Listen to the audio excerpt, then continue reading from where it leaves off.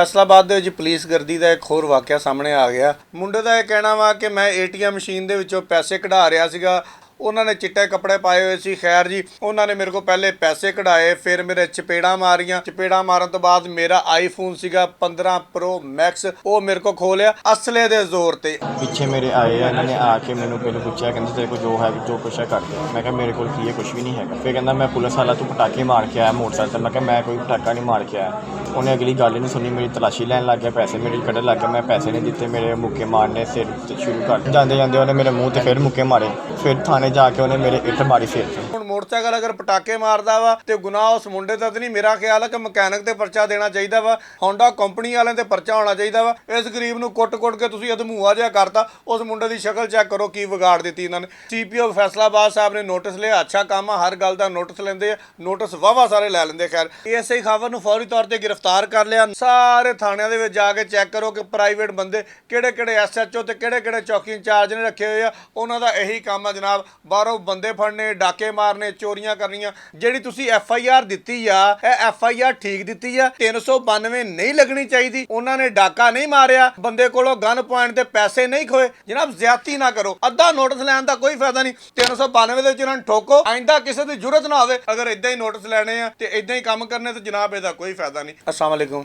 ਅੱਛਾ, ਫੈਸਲਾਬਾਦ ਦੇ ਵਿੱਚ ਪੁਲਿਸ ਗਰਦੀ ਦਾ ਇੱਕ ਹੋਰ ਵਾਕਿਆ ਸਾਹਮਣੇ ਆ ਗਿਆ, ਜਿੱਥੇ ਜਨਾਬ ਇੱਕ ਮੁੰਡੇ ਨੂੰ ਪੁਲਿਸ ਵਾਲਿਆਂ ਨੇ ਸਾਦਾ ਕੱਪੜਿਆਂ 'ਚ ਮਲਬੂਸ ਹੋ ਕੇ ਚੱਕ ਲਿਆ।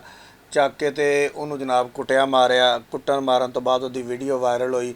ਸੀਪੀਓ ਫੈਸਲਾਬਾਦ ਨੇ ਨੋਟਿਸ ਲਿਆ। ਨੋਟਿਸ ਲੈ ਕੇ ਤੇ ਏਐਸਆਈ ਨੂੰ ਜਨਾਬ ਪਾਬੰਦੀ ਸਲਾਸਲ ਕਰਤਾ ਤੇ ਮੁਕੱਦਮਾ ਵੀ ਦਰਜ ਕਰ ਲਿਆ ਤੇ 155 ਸੀ ਤੇ 341 ਦੀਆਂ ਦਫਾ ਲੱਗੀਆਂ।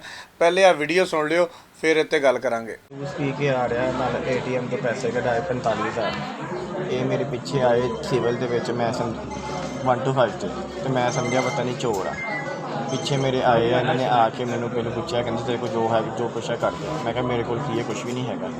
ਫਿਰ ਕਹਿੰਦਾ ਮੈਂ ਪੁਲਿਸ ਵਾਲਾ ਤੂੰ ਪਟਾਕੇ ਮਾਰ ਕੇ ਆਇਆ ਮੋਟਰਸਾਈਕਲ 'ਤੇ। ਮੈਂ ਕਿਹਾ ਮੈਂ ਕੋਈ ਪਟਾਕਾ ਨਹੀਂ ਮਾਰ ਕੇ ਆਇਆ। ਉਹਨੇ ਅਗਲੀ ਗੱਲ ਹੀ ਨਹੀਂ ਸੁਣੀ, ਮੇਰੀ ਤਲਾਸ਼ੀ ਲੈਣ ਲੱਗ ਗਿਆ, ਪੈਸੇ ਮੇਰੇ ਕੱਢਣ ਲੱਗ ਗਿਆ। ਮੈਂ ਪੈਸੇ ਨਹੀਂ ਦਿੱਤੇ, ਮੇਰੇ ਮੁੱਕੇ ਮਾਰਨੇ ਸਿਰ ਤੇ ਸ਼ੁਰੂ ਕਰਤੇ। ਮੁੱਕੇ ਕਿਹੜੇ ਮਾਰੇ ਸੀ? ਮੁੱਕੇ ਹੱਥ ਨਾਲ ਮੁੱਕੇ ਮੇਰੇ। ਕਿਹੜਾ ਬੰਦਾ ਸੀ? ਮੋਟਾ ਜਿਹੜਾ ਬੜਾ ਖਾਵੜ ਹਾਂ ਉਹ ਵਾਲਾ। ਉਹਨੇ ਮਾਰਨੇ ਸ਼ੁਰੂ ਕਰਤੇ। ਮੈਂ ਉਹਨੂੰ ਕਿਹਾ, ਮੈਂ ਕਿਹਾ ਮੇਰੀ ਗੱਲ ਸੁਣ। ਕਹਿੰਦਾ ਨਹੀਂ ਤੈਨੂੰ ਮੈਂ ਕੁੱਟਣਾ ਹੀ ਕੁੱਟਣਾ। ਪਤਾ ਨਹੀਂ ਕੀ ਉਹਨੇ ਕੋਈ ਕਿਹੜੇ ਕੱਢੀ ਉਹਨੇ ਕਿਸੇ ਨੇ ਉਹਨੂੰ ਕਿਹਾ, ਮੈਨੂੰ ਨਹੀਂ ਪਤਾ ਵੱਲਾ ਆਲਮ। ਅਤੇ ਉਸ ਤੋਂ ਬਾਅਦ ਮੇਰੇ ਕੋਲ ਆਈਫੋਨ 15 ਪ੍ਰੋ ਮੈਕਸ ਮੇਰੇ ਕੋਲ ਘਰ ਡੱਬਾ ਪਿਆ, ਘਰ ਸਬੂਤ। ਝੂਠ ਨਹੀਂ ਹੋ ਸਕਦਾ ਕਿ ਮੈਂ ਜਾਣ ਬੁੱਝ ਕੇ ਉੱਤੇ ਪਾ ਰਿਹਾ। ਮੇਰੇ ਕੋਲ ਡੱਬਾ ਘਰ ਪਿਆ, ਰਸੀਦ ਪਈ ਨਵਾਂ ਲਿਆ, ਉਹ ਮੇਰੇ ਕੋਲ ਲੈ ਗਿਆ। ਐਂਡਰੋਇਡ ਫੋਨ ਮੈਂ ਆਪਣੇ ਘਰ ਫੋਨ ਕਰ ਰਿਹਾ, ਆਪਣੇ ਭਾਈ ਨੂੰ ਫੋਨ ਕਰ ਰਿਹਾ, ਉਹਨੇ ਉਹ ਵੀ ਮੇਰੇ ਕੋਲ ਖੋਹ ਕੇ ਆਪਣੀ ਜੇਬੀ 'ਚ ਪਾ ਲਿਆ। ਉਹਦਾ ਵੀ ਡੱਬਾ ਮੇਰੇ ਕੋਲ ਘਰ ਪਿਆ। 45,000 ਮੇਰੀ ਜੇਬੀ 'ਚ। 45,000 ਤੇ ਮੋਬਾਈਲ ਲੈ ਮੇਰੀ ਮੇਰੇ ਕੋਲ ਰਸੀਦ ਆ ਬੈਂਕ ਦੀ, ਮੈਂ ਪੈਸੇ ਕਢਵਾਏ, ਉਹ ਵੀ ਮੇਰੀ ਜੇਬੀ 'ਚ ਇਸ ਟਾਈਮ ਕੁਛ ਨਹੀਂ ਹੈਗਾ। ਉਹਨੇ ਫਿਰ ਮੈਨੂੰ ਬਿਠਾਇਆ ਮੋਟਰਸਾਈਕਲ 'ਤੇ ਬਿਠਾ ਕੇ ਫਿਰ ਜਾਂਦੇ ਉਹਨੇ ਮੇਰੇ ਮੂੰਹ 'ਤੇ ਫਿਰ ਮੁੱਕੇ ਮਾਰੇ। ਅਤੇ ਜਿੱਥੇ ਇਹਨੇ ਮੈਨੂੰ ਮਾਰਿਆ ਵਾ ਉੱਥੇ ਸਾਰੇ ਕੈਮਰੇ ਲੱਗੇ, ਰਿਕਾਰਡਿੰਗ ਸਾਰੀ ਹੋਈ ਹੋਈ ਹੈ। ਫਿਰ ਥਾਣੇ ਜਾ ਕੇ ਉਹਨੇ ਮੇਰੇ ਇੱਟ ਮਾਰੀ ਸਿਰ 'ਤੇ। ਉਸ ਤੋਂ ਬਾਅਦ ਮੈਨੂੰ ਨਹੀਂ ਪਤਾ, ਮੈਂ ਬਿਲਕੁਲ ਬੇਹੋਸ਼ ਹੋ ਗਿਆ, ਕੁਛ ਨਹੀਂ ਪਤਾ ਮੈਨੂੰ। ਲਓ ਜਨਾਬ, ਤੁਸੀਂ ਇਹ ਵੀਡੀਓ ਸੁਣ ਲਈ। ਵੀਡੀਓ ਦੇ ਵਿੱਚ ਮੁੰਡਾ ਦੀਆਂ ਅੱਖਾਂ ਵੀ ਤੁਸੀਂ ਵੇਖ ਲਈਆਂ, ਮੁੰਡੇ ਦਾ ਤੁਸੀਂ ਬਾਕੀ ਵੀ ਸਾਰਾ ਕੁਝ ਦੇਖ ਲਿਆ। ਮੁੰਡੇ ਦਾ ਇਹ ਕਹਿਣਾ ਵਾ ਕਿ ਮੈਂ ਏਟੀਐਮ ਮਸ਼ੀਨ ਦੇ ਵਿੱਚੋਂ ਪੈਸੇ ਕਢਾ ਰਿਹਾ ਸੀਗਾ ਤੇ ਮੇਰੇ ਪਿੱਛੇ ਜਨਾਬ 2 ਬੰਦੇ ਆ ਗਏ। ਮੈਂ ਸਮਝਿਆ ਕਿ ਡਾਕੂ ਆ। ਉਹਨਾਂ ਨੇ ਚਿੱਟੇ ਕੱਪੜੇ ਪਾਏ ਹੋਏ ਸੀ। ਖੈਰ ਜੀ, ਉਹਨਾਂ ਨੇ ਮੇਰੇ ਕੋਲ ਪਹਿਲੇ ਪੈਸੇ ਕਢਾਏ, ਫਿਰ ਮੇਰੇ ਚਪੇੜਾਂ ਮਾਰੀਆਂ। ਚਪੇੜਾਂ ਮਾਰਨ ਤੋਂ ਬਾਅਦ ਮੇਰਾ ਆਈਫੋਨ ਸੀਗਾ 15 ਪ੍ਰੋ ਮੈਕਸ, ਉਹ ਮੇਰੇ ਕੋਲ ਖੋਹ ਲਿਆ ਅਸਲੇ ਦੇ ਜ਼ੋਰ ਤੇ। ਉਹਨਾਂ ਪੁਲਿਸ ਵਾਲੇ ਡਾਕੂਆਂ ਦੇ ਕੋਲ ਅਸਲਾ ਵੀ ਹੈ ਸੀਗਾ। ਉਹਨਾਂ ਨੇ ਜਨਾਬ ਉਹਦੇ ਕੋਲ ਮੋਬਾਈਲ ਵੀ ਖੋਹ ਲਿਆ। ਫਿਰ ਉਹਨੂੰ ਜਨਾਬ ਕੁੱਟਦੇ ਮਾਰਦੇ ਰਹੇ। ਉਹਨੇ ਪੁੱਛਿਆ, ਜਨਾਬ ਮੇਰਾ ਗੁਨਾਹ ਕੀ ਆ? ਉਹਨੇ ਕਿਹਾ, ਜੀ ਤੁਹਾਡਾ ਜਿਹੜਾ ਮੋਟਰਸਾਈਕਲ ਆ ਨਾ, ਇਹ ਪਟਾਕੇ ਮਾਰਦਾ ਵਾ। ਹੁਣ ਮੋਟਰਸਾਈਕਲ ਅਗਰ ਪਟਾਕੇ ਮਾਰਦਾ ਵਾ ਤੇ ਗੁਨਾਹ ਉਸ ਮੁੰਡੇ ਦਾ ਤਾਂ ਨਹੀਂ, ਮੇਰਾ ਖਿਆਲ ਹੈ ਕਿ ਮਕੈਨਿਕ ਤੇ ਪਰਚਾ ਦੇਣਾ ਚਾਹੀਦਾ ਵਾ, ਜਿਸ ਮਕੈਨਿਕ ਉਹ ਠੀਕ ਕਰਾਉਂਦਾ ਵਾ। ਨਹੀਂ ਤਾਂ ਹੋਂਡਾ ਵਾਲਿਆਂ ਦਾ ਮੋਟਰਸਾਈਕਲ ਆ, ਹੋਂਡਾ ਕੰਪਨੀ ਵਾਲਿਆਂ ਤੇ ਪਰਚਾ ਹੋਣਾ ਚਾਹੀਦਾ ਵਾ ਕਿ ਜਨਾਬ ਤੁਹਾਡਾ ਮੋਟਰਸਾਈਕਲ ਪਟਾਕੇ ਕਿਉਂ ਮਾਰਦਾ ਵਾ। ਉਹ ਮੁੰਡੇ ਦਾ ਤਾਂ ਗੁਨਾਹ ਕੋਈ ਨਹੀਂ ਹੈਗਾ ਨਾ। ਜਾਂ ਤੱਕ ਜਿਹੜੀ ਵੀ ਕੰਪਨੀ ਦਾ ਮੋਟਰਸਾਈਕਲ ਆ ਉੱਤੇ ਪਰਚਾ ਦਿਓ, ਅਗਰ ਪੁਰਾਣਾ ਮੋਟਰਸਾਈਕਲ ਆ ਤੇ ਉਸ ਮਕੈਨਿਕ ਤੇ ਪਰਚਾ ਦਿਓ। ਇਸ ਗਰੀਬ ਨੂੰ ਕੁੱਟ-ਕੁੱਟ ਕੇ ਤੁਸੀਂ ਅਧਮੂਆ ਜਿਹਾ ਕਰਤਾ। ਉਸ ਮੁੰਡੇ ਦੀ ਸ਼ਕਲ ਚੈੱਕ ਕਰੋ ਕੀ ਵਿਗਾੜ ਦਿੱਤੀ ਇਹਨਾਂ ਨੇ। ਖੈਰ ਜੀ, ਉਹਨੂੰ ਥਾਣੇ ਲੈ ਗਏ। ਥਾਣੇ ਲਿਜਾ ਕੇ ਫਿਰ ਕੁੱਟਿਆ। ਕੁੱਟਣ ਤੋਂ ਬਾਅਦ ਜਨਾਬੇ ਵਾਲੀ ਜਦੋਂ ਵੀਡੀਓ ਕਿਸੇ ਨੇ ਬਣਾਈ, ਵਾਇਰਲ ਹੋਈ, ਸੀਪੀਓ ਫੈਸਲਾਬਾਦ ਸਾਹਿਬ ਨੇ ਨੋਟਿਸ ਲਿਆ। ਅੱਛਾ ਕੰਮ ਆ, ਹਰ ਗੱਲ ਦਾ ਨੋਟਿਸ ਲੈਂਦੇ ਆ, ਨੋਟਿਸ ਵਾਵਾ ਸਾਰੇ ਲੈ ਲੈਂਦੇ। ਖੈਰ ਨੋਟਿਸ ਲਿਆ। ਨੋਟਿਸ ਲੈ ਕੇ ਇੱਕ ਅੱਛਾ ਕਦਮ ਸਾਹਮਣੇ ਆਇਆ ਜਨਾਬ। ਏਐਸਆਈ ਖਾਵਰ ਨੂੰ ਫੌਰੀ ਤੌਰ ਤੇ ਗ੍ਰਿਫਤਾਰ ਕਰ ਲਿਆ। ਨਾਲ ਉਹਦੇ ਉਸਮਾਨ ਸੀ ਕੋਈ, ਜਿਹੜਾ ਚਿੱਟੇ ਕੱਪੜਿਆਂ ਦੇ ਵਿੱਚ ਮਲਬੂਸ ਸੀ, ਕੋਈ ਪ੍ਰਾਈਵੇਟ ਬੰਦਾ ਸੀਗਾ। ਉਹਨੂੰ ਜਨਾਬ ਨਾਲ ਪਰਚੇ ਦੇ ਵਿੱਚ ਨਾਮਜ਼ਦ ਕਰਤਾ। ਹੁਣ ਪਹਿਲੇ ਤਾਂ ਸੀਪੀਓ ਸਾਹਿਬ ਸਾਰੇ ਥਾਣਿਆਂ ਦੇ ਵਿੱਚ ਜਾ ਕੇ ਚੈੱਕ ਕਰੋ ਕਿ ਪ੍ਰਾਈਵੇਟ ਬੰਦੇ ਕਿਹੜੇ ਕਿਹੜੇ ਐਸਐਚਓ ਤੇ ਕਿਹੜੇ ਕਿਹੜੇ ਚੌਕੀ ਇੰਚਾਰਜ ਨੇ ਰੱਖੇ ਹੋਏ ਆ। ਉਹਨਾਂ ਦਾ ਇਹੀ ਕੰਮ ਆ ਜਨਾਬ, ਬਾਹਰੋਂ ਬੰਦੇ ਫੜਨੇ, ਡਾਕੇ ਮਾਰਨੇ, ਚੋਰੀਆਂ ਕਰਨੀਆਂ, ਪੈਸੇ ਲੈਣੇ। ਲੇਕਿਨ ਗੁਜ਼ਾਰਿਸ਼ ਮੇਰੀ ਸਿਰਫ ਇੱਕ ਆ ਜਨਾਬ ਸੀਪੀਓ ਸਾਹਿਬ ਅੱਗੇ ਕਿ ਤੁਸੀਂ ਬੜਾ ਅੱਛਾ ਕੰਮ ਕਰ ਰਹੇ ਹੋ।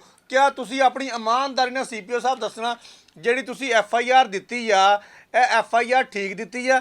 ਇਹਦੇ ਵਿੱਚ 392 ਨਹੀਂ ਲੱਗਣੀ ਚਾਹੀਦੀ? ਉਹਨਾਂ ਨੇ ਡਾਕਾ ਨਹੀਂ ਮਾਰਿਆ, ਉਹਨਾਂ ਨੇ ਬੰਦੇ ਕੋਲੋਂ ਗਨ ਪੁਆਇੰਟ ਤੇ ਪੈਸੇ ਨਹੀਂ ਖੋਏ। ਜਨਾਬ ਜ਼ਿਆਦਤੀ ਨਾ ਕਰੋ। ਅਗਰ ਨੋਟਿਸ ਲੈਣਾ ਤਾਂ ਫਿਰ ਪੂਰਾ ਨੋਟਿਸ ਲਵੋ, ਅੱਧਾ ਨੋਟਿਸ ਲੈਣ ਦਾ ਕੋਈ ਫਾਇਦਾ ਨਹੀਂ। 155 ਸੀ, 341 ਹੁਣੇ ਜ਼ਮਾਨਤ ਹੋਣੀ 15 ਮਿੰਟਾਂ ਬਾਅਦ ਇਹਨਾਂ ਨੇ ਫਿਰ ਕਿਸੇ ਦੀ ਸਿਫਾਰਿਸ਼ ਕਰਾਣੀ ਹੈ ਐਮਪੀ ਐਮਐਲਏ ਦੀ, ਕਿਤੇ ਨਾ ਕਿਤੇ ਫਿਰ ਚੌਕੀ ਇੰਚਾਰਜ ਲੱਗ ਜਾਣਾ ਵਾ। ਹਾਂ 392 ਦੇ ਵਿੱਚ ਇਹਨਾਂ ਨੂੰ ਠੋਕੋ, ਆਇੰਦਾ ਕਿਸੇ ਦੀ ਜ਼ਰੂਰਤ ਨਾ ਹੋਵੇ। ਤੁਸੀਂ ਅੱਛਾ ਕੰਮ ਕਰਨਾ ਤੇ ਪੂਰਾ ਅੱਛਾ ਕਰੋ, ਜਿਹਨੂੰ ਕਹਿੰਦੇ ਨੇ ਤੁੰਨ ਕੇ ਚੰਗਾ ਕੰਮ, ਤੁੰਨ ਕੇ ਚੰਗਾ ਕੰਮ ਕਰੋ ਤਾਂ ਕਿ ਤੁਹਾਨੂੰ ਸਾਡੇ ਫੈਸਲਾਬਾਦ ਵਾਲੇ ਦਵਾਵਾਂ ਦੇਣ ਕਿ ਜਨਾਬ ਇੱਕ ਸੀਪੀਓ ਫੈਸਲਾਬਾਦ ਸਾਡੇ ਕੋਲ ਆਇਆ ਸੀਗਾ, ਉਹਨੇ ਆ ਕੇ 6-7 ਮਹੀਨਿਆਂ ਦੇ ਵਿੱਚ ਹਜ਼ਾਰਾਂ ਨੋਟਿਸ ਲਏ ਤੇ ਇੱਕ ਇਹ ਵੀ ਨੋਟਿਸ ਲਿਆ ਕਿ ਜਿਹਦੇ 'ਚ 392 ਦੇ ਵਿੱਚ ਆਪਣਾ ਏਐਸਆਈ ਅੰਦਰ ਤੁੰਨ ਦਿੱਤਾ। ਤੇ ਕਿਆ ਕਹਿਣਾ ਸੀਪੀਓ ਸਾਹਿਬ, ਅਸੀਂ ਵੀ ਜਨਾਬ ਬਿਲਕੁਲ ਕਵਾਂਗੇ ਕਿ ਇਹਨਾਂ ਨੋਟਿਸਾਂ ਦਾ ਕੋਈ ਫਾਇਦਾ ਹੋਇਆ ਵਾ। ਅਗਰ ਇਦਾਂ ਹੀ ਨੋਟਿਸ ਲੈਣੇ ਆ ਤੇ ਇਦਾਂ ਹੀ ਕੰਮ ਕਰਨੇ ਤਾਂ ਜਨਾਬ ਇਹਦਾ ਕੋਈ ਫਾਇਦਾ ਨਹੀਂ। ਇਦਾਂ ਕਾਲੀਆਂ ਭੇਡਾਂ ਜਿਹੜੀਆਂ ਵਾ ਉਹਨਾਂ ਨੂੰ ਖੁੱਲੀਆਂ ਛੁੱਟੀਆਂ ਹੀ ਆ ਜਨਾਬ, ਇਦਾਂ ਕਿਸੇ ਨੇ ਹਟਣਾ ਕੋਈ ਨਹੀਂ ਇਹਨਾਂ ਕੰਮਾਂ ਤੋਂ। ਤੇ ਮੈਂ ਗੁਜ਼ਾਰਿਸ਼ ਇਹ ਕਰਾਂਗਾ ਕਿ ਇੱਕ ਨੋਟਿਸ ਲੈ ਲਓ, ਇੰਨੇ ਨੋਟਿਸ ਲੈਣ ਨਾਲੋਂ ਤੇ ਚੰਗਾ ਤੁਨਵਾ ਜਿਹਾ ਨੋਟਿਸ ਲੈ ਲਓ ਤਾਂ ਕਿ ਇਹ ਕੰਮ ਸਿਰੇ ਤੋਂ ਮੁੱਕ ਜਾਵੇ। ਬਹੁਤ ਸ਼ੁਕਰੀਆ।